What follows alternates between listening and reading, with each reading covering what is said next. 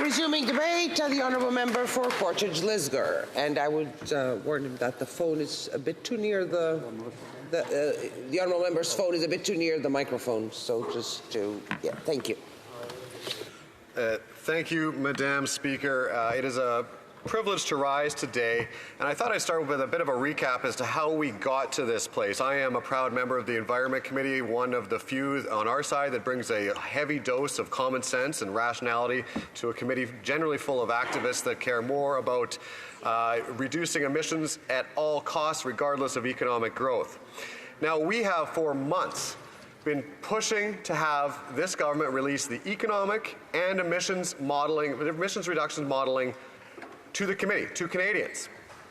We have been stonewalled. On occasion, we've been able to make breakthroughs with our opposition partners. However, at the end of the day, the government has provided us nothing of what we have asked for.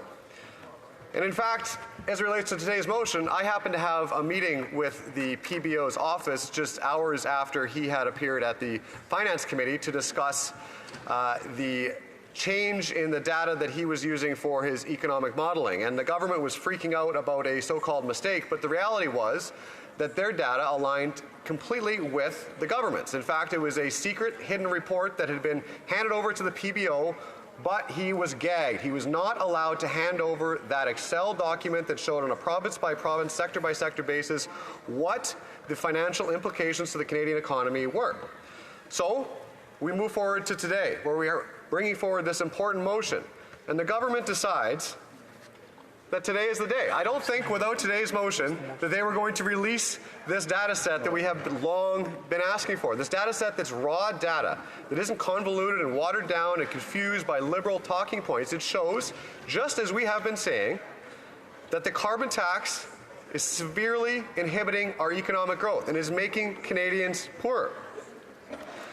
The PBO has repeatedly stated that he is confident in the analysis that they had presented in the most recent report that shows that Canadians are worse off under the carbon tax because it aligns with this document. And we have been proven right today by the government finally relinquishing this data. It's absurd on so many levels. I have only been here just under a year, Madam Speaker, but to see the culture of secrecy, of hiding any pieces of information that don't fit the narrative of this government. Their hypocrisy knows no bounds. Let's recall, this was the government that was going to be open by default. They were going to usher in this new era of transparency in government. They were going to do things differently. But time and time again, they've failed to live up and, in fact, are getting worse. It seems as though every time there's a new scandal or a new cover-up, they say, hold my beer, I've got one better for you. And then today they come out and they want credit as heroes for releasing the information that was gathered and put together by taxpayer-funded bureaucrats that show that our economy is in fact worse off under their policy. And they have the gall to come out here and say, look at us, we're transparent, only because Conservatives brought forward today's motion. Now what the report shows, what the data shows, is that over $25 billion of our economic GDP will be lost by 2030 under their plan. And this doesn't, of course, include all of the other job-killing, radical policy ideas that this government has cooked up over the past 9 years that have destroyed economic growth in Canada. Not only has our GDP per capita declined in 4 consecutive quarters, but Statistics Canada just revealed that Canada's unemployment rate has also increased. In fact, for jobs to keep up with the population growth, Canada would have needed an additional 33,000 jobs in May, and we came nowhere near it. But meanwhile, the United States created 272,000 jobs within their economy, and our economy continues to fall behind. And there are warning signs all over the place as long as you're not willing to stick your head in the ground and ignore them. It's obvious that Canadians are struggling, that our economy is sluggish, if growing at all. This is, according to the Statistics Canada, the International Monetary Fund, reports that show just how perilous our falling GDP per capita numbers and problems truly are. We are experiencing the worst per-person income drop in the G7 over the last 5 years. The Americans' GDP per person has grown by more than 8% since 2019, while we have fallen. And if you compare yourself on a state-by-state basis, Canada ranks amongst the poorest states, including places like Alabama. Simply put, our economy is vastly underperforming our greatest competitor, our greatest neighbor, but most importantly, our most integrated trading partner. I wish I could show the chart that shows that growth here in the House, because it truly is staggering. And it's not surprising to see when that separation of GDP per person began.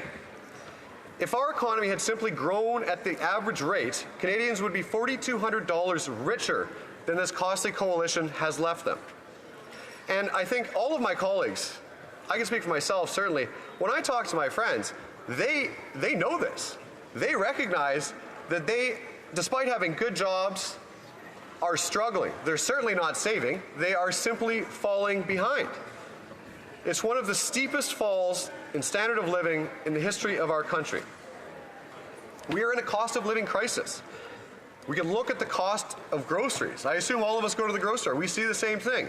Put yourselves in the shoes of people who are trying to support a family and understand the challenges that they are going through when they are choosing products, whether they're healthy or not, for their children in the grocery store each and every week.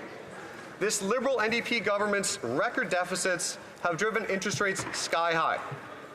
And the dream of home ownership is simply dead for so many Canadians.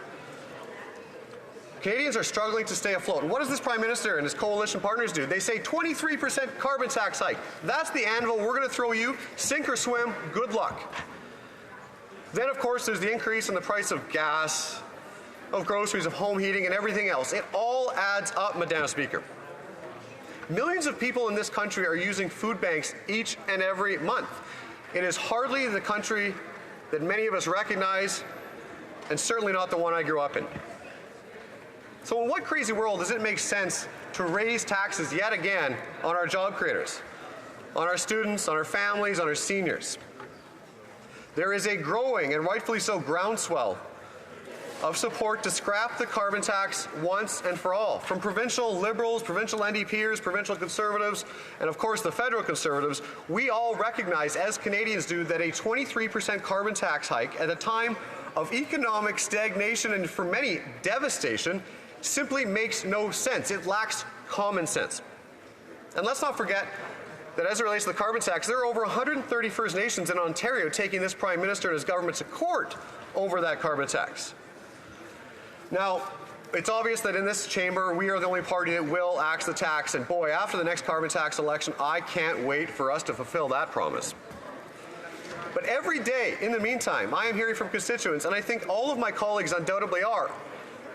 And if they are willing to say that their constituents aren't saying that they are frustrated, that they're tired, that they're feeling poorer, that they are divided, I simply don't believe them.